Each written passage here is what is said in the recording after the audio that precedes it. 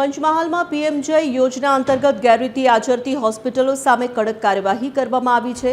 આકસ્મિક નિરીક્ષણ દરમિયાન નિયમોનું પાલન ન થતાં ગોધરાની દીપ ચિલ્ડ્રન હોસ્પિટલ અને નિયોનેટલ કેર અને હોસ્પિટલને પીએમજયમાંથી સસ્પેન્ડ કરાઈ છે।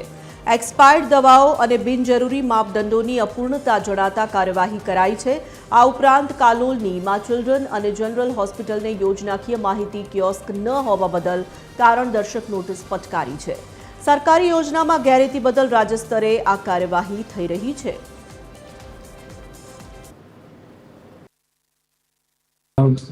પીએમજય અંતર્ગત એમ્બેનલ હોસ્પિટલ, દીપ ચિલ્ડ્રન હોસ્પિટલ અને નિયોનેટલ કેર માં રાજ્ય કક્ષાની ટીમ મારફતે ચકાસણી કરવામાં આવેલી અને એ ચકાસણી દરમિયાન પીએમજયની માર્ગદર્શિકા મુજબ એના એમ્પેનલમેન્ટ માટેના માપદંડો, એની ક્વોલિટી સર્વિસીસના ભંગ બદલ એને જ્યાં સુધી ક્ષતિઓની પૂર્તતા ના થાય ત્યાં સુધી આ હોસ્પિટલને પીએમજયમાંથી સસ્પેન્ડ કરવામાં આવી છે।